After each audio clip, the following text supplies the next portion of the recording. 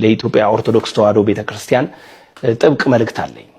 ቤተክርስቲያን የወንበዴ ዋሻ አይደለችም፣ የዘፋኝ ዋሻ አይደለችም፣ የዘፈን ዋሻ አይደለችም። ዘፈን ስላወጡ በቤተ ክህነት ተፈቅዶላቸው እግዚአብሔር ፈቅዶላቸዋል ተብለው በቅዳሴ ዜማ አይደለም ያወጡት፣ በግላቸው።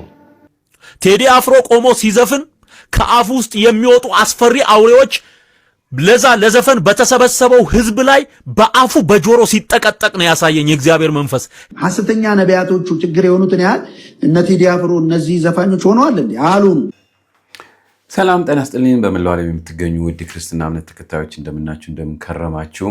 ተዋህዶ መንደር ከዚህም ከዛም ለእናንተ እንግዲህ ወቅታዊ ይሆናሉ ብዬ ማስባትን ነገር ይዤላችሁ መጥቻለሁ ማለት ነው። እንደምታውቁት እንግዲህ ላለፉት ወደ 2-3 ሳምንት ያህል እንግዲህ በአንድ ጉዳይ ሁላችንም በጣም ሲያነጋግረን የከረመ ጉዳይ አለ። ያውም የቴዎድሮስ ካሳ ጉዳይ ነው። ይህ ነገር አይደለም በፖለቲካው ወይም በህብረተሰቡ ብቻ የቀረ ሳይሆን ወደ የአብያተ ክርስቲያንም እየገባ እንግዲህ ብዙ አይነት ተረቦችና የተለያዩ አይነት እንግዲህ ስሜቶችን እየገለጸ ይገኛል ማለት ነው። እና በእውነት በጣም የሚገርም ነገር ነው። ላነሳውም አልፈለኩም ነበር። በዚህ አይነት ነገሮችም ልመጣ አልፈልግም ነበር። ነገር ግን አንዳንዴ የሚታዩትን ነገሮች ደግሞ ዝም ብለን ማለፍ ራሳችንን ዝቅ ማድረግም ስለመሰለኝ ይሄ ነገር በትክክል እውነት ትክክል ነው ወይ የሚለውን ነገር ከናንተም ያላችሁን ሐሳብ እንድትሰጡ እኔም ደግሞ ያለኝን ነገር እንግዲህ ሼር ላደርጋችሁ አስቤያለሁ ማለት ነው።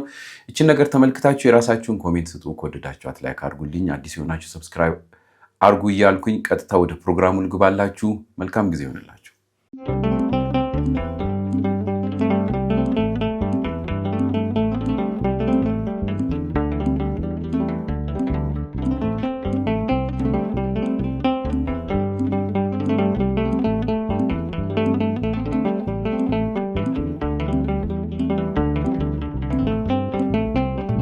የቴዲ አፍሮ አምላኪዎች ጉዳቸው ፈላ። ሰው እሱን ያመልካል፣ እሱ ከአምላኩ ጋር ከጌታችን መዝሙሩንም አሁን አላሰማችሁም። በኢየሱስ ስም አሁን ማን ያምናል ቴዲ አፍሮ መዝሙር አወጣ ቢባል? ጴንጤ የሆናችሁ ሰዎች ይህንን ቪዲዮ ሼር ሳታደርጉ እንዳታልፉ፣ በዛው ፎሎ አድርጉ። ለቴዲ አፍሮና ለተከታዮቹ ሲኦል እንዳይገቡ ይህንን መልእክት አስተላልፋለሁ። ይህንን ነገር ስናገር ጥፋ ብረር ውስጥህን መቃጠል ኤሌክትሪክ ያዝ ሊል ይችላል፣ ግን እውነታው እንደዚህ ነው። መላው ኢትዮጵያ የቴዲ አፍሮን ዘፈን እየተጠባበቀ ነው አላችሁ። እውነትህን ነው። ቴዲን አፍሮን የመጀመሪያ ቴዲ አፍሮን ዘፈን ከሚያዳምጡ ሰዎች መካከል እንደናንተ አይነት ጴንጤዎች ለምቢባል ጴንጤዎች ዘፈን አናዳምጥ ብትሉ እንኳን በፉከራና በጉራ ብታደርጉትም የጴንጤ ንግግር ወይም ደግሞ አንዳንድ እንደናንተ አይነት ጴንጤዎች ምን ይላል? ቴዲ አፍሮ እሰይ ዘፈን አወጣልን ሳይሆን እሰይ መዝሙር አወጣልን ብላችሁ ይኸው እንዳሰማሁት ነው ነውና ልክ ዘፈን እንደማይሰማ ሰው እንዳትሆኑ። ዘፈን ከሚሰሙ ሰዎች መካከል እንደናንተ አይነትም ስላለ ይሄንን ቪዲዮ ሼር አድርጉና ለእንደነዚህ አይነት ሰው ለሚመስሉ ተኩላዎች አድርሱልኝ። ማን ነው ኮሽ ያለው? አንተ አይደል እንዴ ኮሽ ያልከው? ክርስቶስንና ቴዲ አፍሮን ያመሳሰልከው ወይንም ደግሞ ከዛ ጋር ያነጻጸርከው እኩል ለኩል ያስቀመጥከው። እኛ የምንጠብቀው ክርስቶስን ነው፣ ቴዲ አፍሮን አንጠብቅም። ንጽጽር ምን ያደርጋል እንዴ?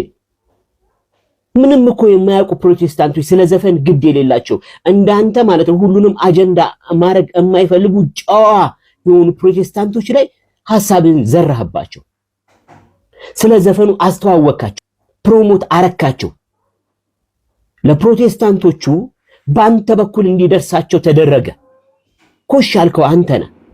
አንተ ጉዳዩ ለጭቅጭቅ ይመች እንጂ፣ አንተ ጉዳዩ ለዘለፋ ይመች እንጂ፣ አንተ ጉዳዩ ነገ ለውላበል ያመቻችህ እንጂ ስለ ጌታ የምታስብ ሰው አይደለህም። ከጌታ ይልቅ ገለታ የሚባል ፓስተር ያስጨንቅሃል። ከጌታ ይልቅ ዮናታ የሚባል ፓስተር የሱ ክብር ያስጨንቅሃል። እንዴ ብራዘር እናያለን እኮ ፔጅን እኮ ስናይ እኔ ለምሳሌ ኦርቶዶክስ ነኝ። እስቲ አንተ ፔጅ ውስጥ ገብቼ አንጾይ ዋው ፕሮቴስታንት እንዲህ ናቸው ብዬ ተሰብኬ ልወጣ የምችልበት የትኛው ንግግርህ ነው? እስቲ ንገረኝ። የትኛው ንግግርህ? ምኑ ጋር ሰብከህ ምኑ ጋር አስተምረህ ሁል ጊዜ እንዲሰቅለ ወደ 80,000 ኦርቶዶክስ ወደ ጴንጤ ተመለሱ በጌታ በኢየሱስ ስም? ይሄ እኮ ብሽሽቅ ነው እንጂ ወንጌል አይደለም። ከዚህ መስመር ውጣ። አይጠቅምህም። ምን ያህል ሰዎችን እንደምታጠፋ አልገባም። ብሽሽቅ በጣም ደባሪ ነገር ነው። ክርስቶስን ከሰበክ በቂ ነው ወንድሜ። እኔ ልንገር አሁን መተህ እዚህ በጣም እኮ የበታችነት ስሜት እንዳለብህ እኮ የሚያስታውቀው መተህ ኮሽ ብለህ ቆመጥክ። ምን አይነት ሰው ነህ በእናትህ? አይ ቻው ወንድሜ። እንደሰማችሁት ነው። ዝም ብሎ በቃ በማይሆን ነገር ተነስተው ነገር የሚፈልጉ በጣም ብዙ በሶሻል ሚዲያ ላይ የሚታዩ ሰዎች አሉ። በዛ ምክንያት አንደኛ ሁሉንም ህብረተሰብ እንደዛ ማካተት የለብንም። በዚህ ፕሮግራም ብዙ ጊዜ እንደምለው እንደምታውቁትም የማቀርብላችሁ አትሊስት መታረም አለብን ብዬ የማስበው እኛ ኦርቶዶክሳውያንም ሆን ሌላው ሃይማኖት መታረም አለበት የሚለውን ነገር ነው ማቅረብ የምፈልገው እና በኦርቶዶክስ ተዋህዶ እምነት በእርግጠኝነት ሁላችሁ የምታውቁት ምንም አይነት ሃይማኖት አይጠላም፣ ወይም ምንም አይነት ሰው የተባለ አካል አይጠላም። ፈጣሪ እንዲሁም ጠላትህን ውደድ ነው የሚለው፣ ባልንጀራህን እንደራስህ አድርገህ ውደድ ነው የሚለው። ስለዚህ እኛ በምንም ታምር ተነስተን እነሱን ጠልተን የምናንጸባርቀውም ነገር ሊኖር አይገባም። ፈጣሪ ራሱ መንገዱን አሳይቶ ወደዚህ እስኪመጣቸው የእኛ ጥረት ምንድነው? በበጎነት ያለንን ነገር ማሳየት ነው። እያደረግንም ነው ያለነው። ግን የማይቀበሉ ሰዎች ስላሉ በጥላቻ የፈለጋቸውን ነገር ይነዙበታል ማለት ነው። በዚህ ሰዓት ላይ እኛ ይህንን ነገር ትክክል አለመሆኑን ማሳየት ነው እንጂ ያለብን መጣላት ወይም ለጠብ መሄድ የለብንም። እኔ ከፕሮቴስታንት ምንም አይነት ችግር የለብኝም። ከሙስሊሞችም ቢሆን እነሱ ፍቅር ናቸው። ምንም አይነት የሚያገናኘን ነገር የለም። የእምነት ልዩነት እንጂ ያለን እንደ ሰውነታቸው እናከብራቸዋለን ማለት ነው። እየተካሄደ ያለው ነገር ግን ምንድን ነው? ምንም ነገር በተነሳ ቁጥር ቶሎ ብለው ወደ ኦርቶዶክስ ላይ የሚያጣብቁት ጉዳዮች ናቸው። እንግዲህ ህብረተሰቡን ትንሽ እያስቀየመ ያለው ማለት ነው። እንደምታውቁት ቴዲ አፍሮ በተለያዩ አይነት ጉዳዮች ላይ ስላነሳ ዘፈኑን በፖለቲካውም በምንም ብዙ አይነት እንግዲህ ነቀፌታም ሆነ የተለያዩ አይነት ስሜቶች ሰዎች እያንጸባረቁ ይገኛሉ። ይህም ደግሞ አልፎ በዚህ አቴንሽን ስላጡ እነዚህ እንግዲህ የሚንቀሳቀሱ ሰዎች አሁን ደግሞ ወደ ቤተክርስቲያን ገብተው ይሄ ሰውዬ ኦርቶዶክስ ነው፣ ኦርቶዶክስ ክርስቲያን ሆኖ በክርስትና ደግሞ ዘፈን አይፈቀደም፣ እንዴት እሱን ትከተላላችሁ? እንዴት እሱን ትሰማላችሁ? ይላሉ። ይህ በጣም አሳዛኝ የሆነ ጉዳይ ነው። ዛሬ ሊቆረቆሩልን የሚፈልጉ ብዙ ፕሮቴስታንቶች እየታዩ መጥተዋል። ይህ በጣም የሚያሳዝን ነገር ነው። ምክንያቱም ዘፈን ዛሬ አይደለም የተዘፈነው በቴዲ ዘፈን ለረጅም ጊዜ በአመት ውስጥ በሺህ የሚቆጠሩ ሰዎች አልበም ያወጣሉ። በየዩቲዩቡ የተለያዩ አይነት ሰዎች እንደምናየው ብዙ አይነት እንግዲህ እንቅስቃሴ ያደርጋሉ። እዚህ ውስጥ ሙስሊሞች አሉ፣ እዚህ ውስጥ ፕሮቴስታንቶች አሉበት። ነገር ግን ጎልቶ የሚታየው እንግዲህ እቺ ምስኪን የሆነች ቤተክርስቲያን ላይ በመሆኑ በጣም ያሳዝናል። እንዲህ ነገር ሲኖር ደግሞ የሚያሳዝነው ከኛም መሀል ውስጥ ሆነው ሙዚቃ ትክክል አይደለም በዚህ ገባ ምናምን ብለው እንዲሁም የሚያሟሙቀዋሉ። በዚህ ሰዓት ለሌላ ፖለቲካ ራስን ወይም ሃይማኖትን ማሳለፍ ትክክል ነው ብዬ ስለማላምን ነው ይሄን ነገር እንግዲህ ላቀርብላችሁ ወደድኩት። እስቲ የራሳችሁንም ደግሞ ኮሜንት ስጡበት። እውነተኛ ተነስተን ዝም ብለን አንድ ነገር መጣ ከተባለ ከፖለቲካውም ከምኑም ከህብረተሰቡ ጋር የሚያጋጭ ነገር ሲመጣ ሃይማኖትን ማንሳት አለብን ወይ የሚለውን ነገር እስቲ እንወያይበት በሚል ነው። ያው አንዳንድ እንግዲህ ፓስተርነን ባዮች ፕሮቴስታንቱንም የማይወክሉ ሆነው ግን በጣም ብዙ መጮህ የሚወዱ ሰዎችም የጮሁት ነገር አለ። እሱን እስቲ ትንሽ ላሰማችሁ። ከኛም የተመለሰ ጥሩ መልስ ስላለበት አንድ ላይ ተመልከቱት እስቲ።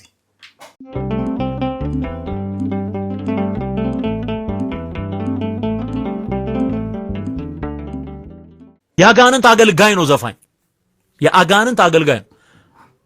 ከዚህ በፊት ተናግሬያለሁ። ንስሐ አልገባ አልቶ ቴዲ አፍሮ ቆሞ ሲዘፍን ከአፉ ውስጥ የሚወጡ አስፈሪ አውሬዎች ለዘፈን በተሰበሰበው ህዝብ ላይ በአፉ በጆሮ ሲጠቀጠቅ ነው ያሳየኝ የእግዚአብሔር መንፈስ። ሕያው እግዚአብሔር ምስክሬ ነው። እግዚአብሔር ምስክሬ ነው። ከሱ የሚወጣው ስፒሪት አስፈሪ ፊት ባላቸው አራዊት የተሰበሰበው የሚዘለው ህዝብ ውስጥ በአይኑ በጆሮ በአፉ ሲገባበት ነው ያየሁት። ይሄን ደግሞ ተናግሬያለሁ። መናፍስት ይሰራባቸዋል። እሱ ገባውም አልገባውም በቃ።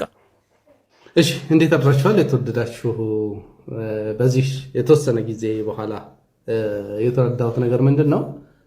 በኢትዮጵያ ፕሮቴስታንት ታሪክ ውስጥ አገልጋይ ለመሆን መስፈርቱ ተስፋ የቆረጥክ መሃይም፣ ስራ ፈት፣ ይሉኝታ ቢስና ተሳዳቢ መሆን አለበት።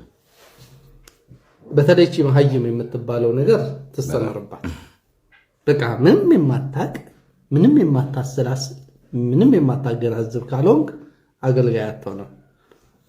ይህን የተናገርኩት ይሄ ከላይ የምትመለከቱት ትዝታው ስለ ቴዲ አፈርሲ በጆሮአቸው ባፋቸው ምናምን ሲጠቃጠቃየው ምናምን አንደኛ እግዚአብሔር እንትን አይደለም እንዳንተ አይነት ጨካኝ አይደለም 100% እርግጠኛ ልሆንላችሁ እግዚአብሔር ምንም አላለው ካውንስል የሚባለው እንትን ከእንደዚህ አይነት ሰዎች ጋር እንድንኖር ነው የፈረደብን ምንም ነገር አላለውም አንደኛ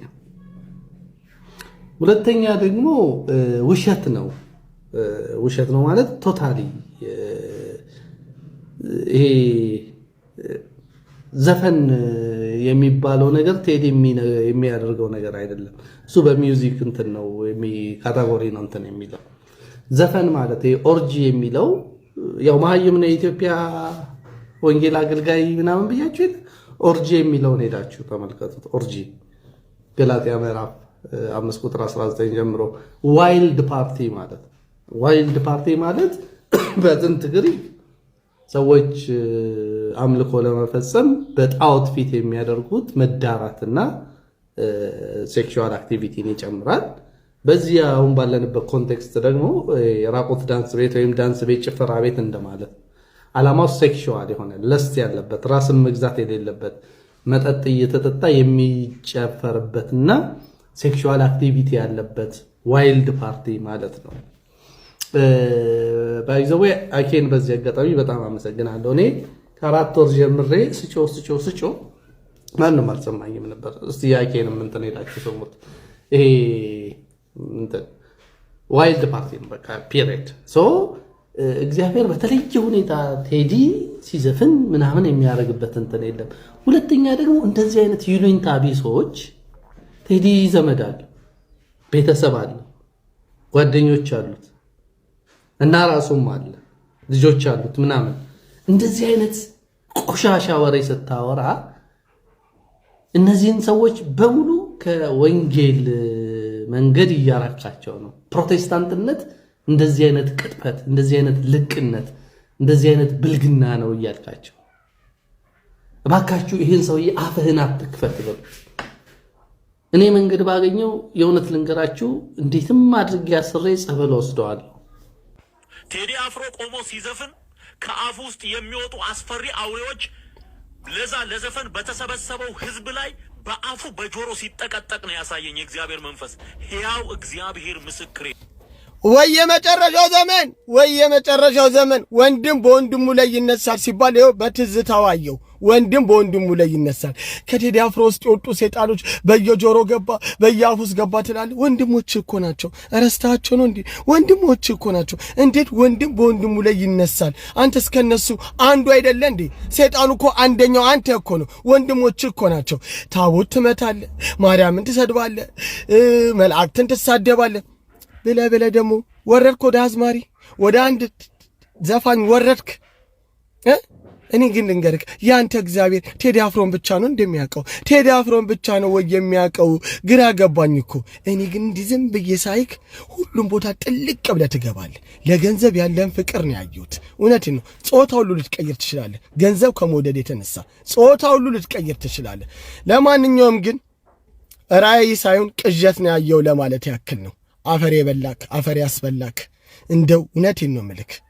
ቀና ያወጣልክ እንዲህ እንደ ቁራ እየለፈለፍክ ነው እንደሰማችሁት ነው በጣም በሚገርም ሁኔታ እንግዲህ ዓለማችን ላይ ስንት አይነት ዘፋኝ አለ እንግዲህ ዛሬ የተገለጠ እንደዚህ አይነት ነገር በራእይ ማለት እንደው ምን ያህል ህብረተሰቡ ለነገሮች አቴንሽን እንደሚሰጥ አውቀው የሚፈጥሩት እቺን ገንዘብ ለማግኘት የሚፈጥሩት መንገዶች እነዚህ እንግዲህ የተለያዩ ውሸት ፓስተር የሚባሉ ሰዎች እንደምትመለከቱት በጣም ያሳዝናል ሌሎችም አሉ እሱ ብቻ አይደለም እንደዚህ አይነት ንግግሮችን የተናገረውና በጣም ነው ያዘንኩት ይሄን ሰውዬ የት ውስጥ እንክተተው ወይም የዚህ ሰውዬ ነገር የት ይግባ እስከሚያስብል ድረስ ከሙዚቃው ውጪ እንደገና ደግሞ በህይወቱም እስከ መግባት በቤተሰቦቹም እንደተባለው እንግዲህ እስከ ማጥላላትና ሃይማኖትን ከሃይማኖት ለማጋጨት ሃይማኖት በደለኛ ለማስመሰል የተፈጠሩ ብዙ ነገሮች አሉ በጣም ያሳዝናል እሱ ብቻ አይደለም ይሄን ነገር የተናገረው ሌሎችም እንደተናገሩት ሰምታችኋል ማለት ነው እና በእውነት ኦርቶዶክስ የዚህን ያህል በሁሉ ነገር መነሳት አለባት ወይ የሚለው ነገር እንግዲህ አጠያያቂ ስለሆነ ነው ላቀርብላችሁ ወደድኩት እናንተም ደግሞ እስቲ ራሳችሁን ኮሜንት ስጡበት እላለሁ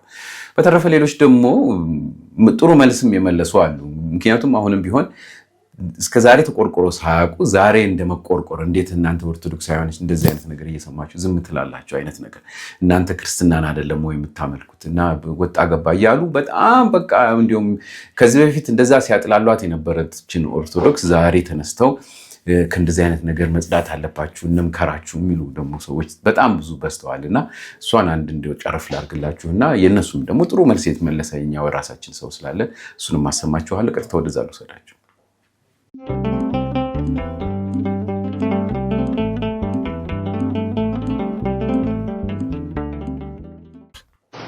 የኦርቶዶክስ ሃይማኖት ተከታይ የሆናችሁ አንገታችሁ ላይ መስቀል ያደረጋችሁ ክር ያሰራችሁ ያደረጋችሁት መስቀል ኢየሱስ ክርስቶስ ነው አይደል? የሌባው አይደለም ብዬ አምናለሁ። እናንተ እግዚአብሔርን የምታውቁ ከሆነ እግዚአብሔርን የምትፈሩ ከሆነ የእግዚአብሔር ቃል ምንድነው የሚለው?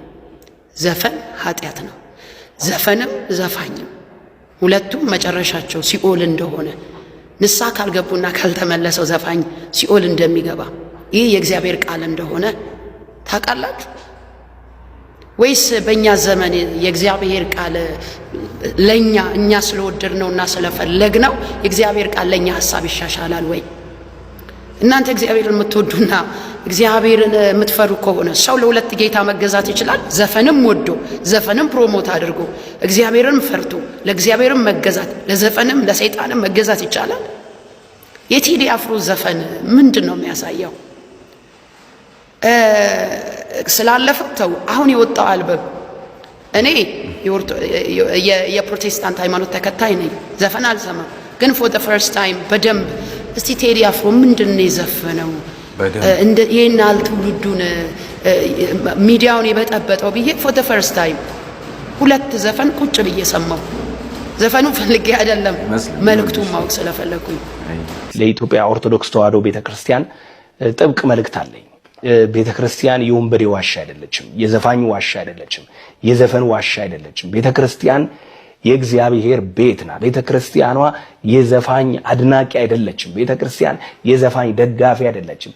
ዘፋኝን በካባ የምትሸልም አይደለችም። ቤተክርስቲያን ማለት የእግዚአብሔርን ቃል የምታከብር በእግዚአብሔር ቃል የምትገዛ ናት። እግዚአብሔር የሚጠላውን የምትጠላ እግዚአብሔር የሚወደውን የምትወድ ናት።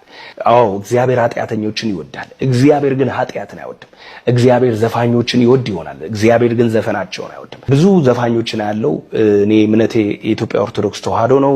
ለእምነቴ እንደዚህ ነኝ። እምነቴ በፍጹም ኦርቶዶክስ ቤተክርስቲያን እናንተን አታከብርምም፣ ስራችሁንም አትቀበልምም፣ ስራችሁንም ዕውቅና አትሰጥም። ዘፈን ከሰይጣን ነው። ዘፈን ከአጋንንት ነው። ስለ የትኛውም ነገር ቢዘፈን ምንጩ ክፉ መንፈስ ነው። ስሩ ርኩስ ከሆነ ቅርንጫፎቹ ቅዱስ አይሆኑም። ዘፋኝነት ከእግዚአብሔር ጋር ጥል ነው። ዘፈንን የሚወድ እግዚአብሔርን ይጠላል። ወንጌል አማኞች ዘንድ እኛ ዘፈንን አጥብቀን ነው የምንቃወም። ወደ ቤተክርስቲያን በተለያየ ጊዜ ዘፋኞች ሊመጡ ይችላሉ። ንስሐ ገብተው ከዘፋኝነት ህይወት ወጥተው እግዚአብሔርን እንዲያመልኩና እንዲያገለግሉ እንጂ በዘፈናቸው እንዲቀጥሉ የወንጌል አማኞች ይሄንን ነገር ደግፋም አክብራም አስከብራም አታውቅም። ኢትዮጵያ ኦርቶዶክስ ተዋሕዶ ቤተክርስቲያን ጥብቅ መልእክት አለኝ። አብዛኛው አቀናባሪ ሃይማኖቱ ምንድነው? ብዙ ነው የምነግራቸው። ምንድነው? ፕሮቴስታንት። እዛ እናንተ ጋር መዝሙር ያቀናብራል፣ እዚህ ዘፈን ያቀናብራል። እሺ አይመለከታችሁም? ደግሞ በጣም የሚገርመኝ ነገር ታዋቂ ዘፋኝ ስለሆነ ቴዎድሮስ አፍሮ ይህን ዘፈን ስላወጣ ቤተክርስቲያንን ከሰሳችኋት። አቤል ሙሉጌታ እኮ ወንጌላዊ ነኝ ለ10 ምናምን ዓመታት ዘፈን ዘፍናለሁ ሄድም እገለገላለሁ ያለውን ልጅ እስቲ እስካሁን እናንተ ጋር እንደው ሃይማኖት ስላለ ኃጢአት ቀርቶ ያውቃል ወይ? ቅዱስ ቅዱስ የምትጫወተው አንተ ነብይ ሱራፌል ወዳጅህን ምከር። አንተ ውስጥ ያለውን ስንጥር ትተህ ጉድፍ ትተህ ሰው ላይ ያለች ብናኝ አትመልከት። ቴዲ አፍሮ ሐመልማል አባተም ፀሐዬ ዮሐንስም ዘፈን ስላወጡ በቤተ ክህነት ተፈቅዶላቸው እግዚአብሔር ፈቅዶላቸዋል ተብለው በቅዳሴ ዜማ አይደለም ያወጡት፣ በግላቸው። የኢትዮጵያ ኦርቶዶክስ ተዋሕዶ ቤተክርስቲያን አማኝ የሆኑ እምነታቸው ኦርቶዶክሳዊ የሆኑ ዘፋኞች ከቤተ መቅደስ አይደለም ግጥም የተሰጣቸው፣ ዜማውንም ያዜሙላቸው የቤተ መቅደስ ሰዎች አይደሉም። ዜማውን የሰሩት እንደነ ኤልያስ መልካ አይነት ሰዎች ፕሮቴስታንት የሆኑ ግን አቀናባሪ የሆኑ እንደነ ካሙዙ ካሳ የነበሩ ሰዎች ፕሮቴስታንት የነበሩ ግን አቀናባሪ የሆኑ እምነታቸው መብታቸው ነው ለራሳቸው ስራቸው መብታቸው ነው ለራሳቸው ነገር ግን እናንተ ጋር ሲመጡ ዘፈን ቅዱስ ነው ብላቻቸው ዜማ እንደማያቀናብሩ እናውቃለን እኛም ቤት የቤተ ክርስቲያን መልእክት ብለ ያመጣው ትኩረት ለመሳብ ስለሆነ አጀንዳህን ስርዓት አድርግ ቤተ ክርስቲያን በማይመለከትባት ቦታ አትጣራ ቴዲ አፍሮ የቤተ ክርስቲያን ችግር ሆኖ አያውቅም ባይዘው ልንገር የወንጌላን አብያተ ክርስቲያናት ችግር ሆኖ አያውቅም ሐሰተኛ ነቢያቶቹ ችግር የሆኑትን ያህል እነ ቴዲ አፍሮ እነዚህ ዘፋኞች ሆነዋል እንዴ አሉን ቴዲ እነዚህ ሰዎች እንመለስ ወደ ወንጌል ቢሉ የዘረፉትን ጠቅላላ ማለት ነው ተናዘው በአደባባይ ወደ ቤተ ክርስቲያን መመለስ አለባቸው ዘራፊዎች ናቸው ብለህ ታምናለህ እንዴ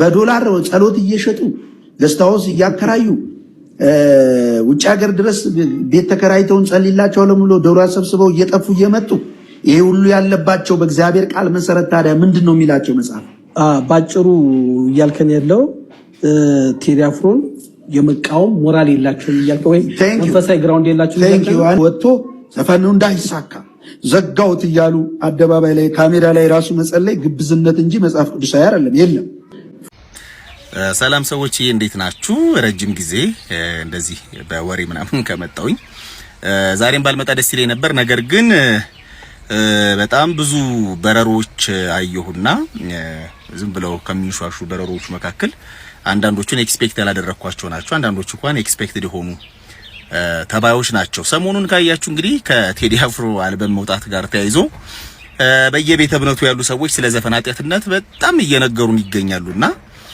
ታዘባችሁ ይሆናል ሁላችሁም በያስባለሁ የዘፈን ኃጢአትነት ቴዲ አፍሮ አልበም ሲያወጣ ትዝ የሚላቸው ሰዎች ምናቸውን እንደሚያማቸው ቢነግሩኝ በመጀመሪያ ደረጃ ጥሩ ነው ከዛ ውጪ ግን ልክ የቤተ ክርስቲያን ተወካይ የሆኑ በተለይ እዚህ ቲክታክ ላይ ቅበተ እምነት ላይ እንሰራለን የሚሉ ልጆች የኢትዮጵያ ኦርቶዶክስ ተዋህዶ ቤተ ክርስቲያን ዘፈንን አትፈቅድም ዘፈን ኃጢአት ነው ምናምን የምትሉ የዘፈን ኃጢአትነት ከቴዲ አፍሮ ሙዚቃ በፊትም ኃጢአት ነበር ኦኬ ያን የመታችሁ ስለ ዘፈን ኃጢአትነት ማውራት ትችላላችሁ በቤተ ክርስቲያን አስተምሩ አክቹአሊ በግል ደረጃ ከመጣችሁ እኔ እንደግለሰብ ቤተ ክርስቲያኑ ከያር ለማውራው ዘፈን ኃጢአት አይደለም ብለው ከሚሞግቱ ሰዎች ውስጥ አንዱ ስለሆንኩ ምክንያቱም ከአማርኛው መጽሐፍ ቅዱስ ውጪ በየትኛውም ዓለም ላይ የሚገኝን መጽሐፍ ቅዱስ ይዛችሁ መታችሁ ስለ ዘፈንም ስለ ዘፋኝም ኃጢአትነት አታሳዩኝም የፈለጋችሁን የመጽሐፍ ቅዱስ ጥቅስ ይዛችሁ መታችሁ አታሳዩኝም the only bible ስለ ዘፈን ወይም ዘፋኝ ኃጢአትነት የሚያወራ መጽሐፍ ቅዱስ የአማርኛው መጽሐፍ ቅዱስ ብቻ ነው ከየት እንደመጣ ከምን እንደተተረጎመ ባይገባኝም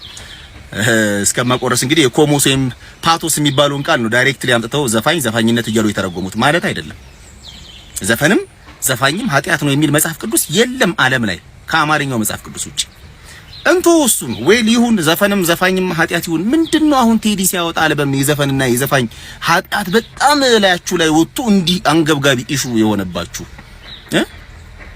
ተረብቀህ ነይልኝ ማታ ሙዚቃ የምታዳምጡላ የካሙዙን ከበሩ ስትሰማ ያደኩላ አሁንም ተደብቀህ እሱን ስታዳምጥ የምትሉላ መተ የሆነ መጽሐፍ ቅዱስ አዋቂ ነኝ ምናምን ዘፈን ኃጢአት ነው ሌላ የለህም አረመኩንላክ ምኑን ይላል በእናታችሁ ምድራስ ማስመሰልን አቁም በእናት ሲጀመር ሁሉም 18ቷን የቴዲን ትራክ በቃል ሸምድዳታል ልንገር አሁን እዚህ ወጣ ዘፈን ኃጢአት ነው ዘፋኝ ኃጢአት ነው የምትለኝ ከሆነም እንኳን ሆነ ልንገር ከዘፈን የባሰ የወረደ የብሽሽቅ መዝሙር ከሚዘምሩ የውስጥ አስመሳይ ዘማሪዎች በላይ ብዙ ሰዎችን የቴዲ አፍሮ ዘፈን እንደው ለቃሉ ይቅርታ ዝማሪዎች ናቸው ለኔ ራሴን የሚያረጉኝ ከክፉ እንድሸሽ የሚያረጉኝ ሀገሬን እንድወድ የሚያረጉኝ ሰው እንድወድ የሚያረጉኝ የቴዲ ዘፈን የምትሏቸው ዝማሪዎች ናቸው ለኔ ምድር አስመሳይ ሁላ እንደሰማችሁት ነው እስከዛሬ ድረስ እንግዲህ አንገታችን ላይ ያለው መስቀል ሳዩ ቀርተው ዛሬ ቴዲ አፍሮ በጣም ታዋቂ ስለሆነና እንግዲህ ከተማው በሙሉ ስለሱ ስለሆነ የሚያወራው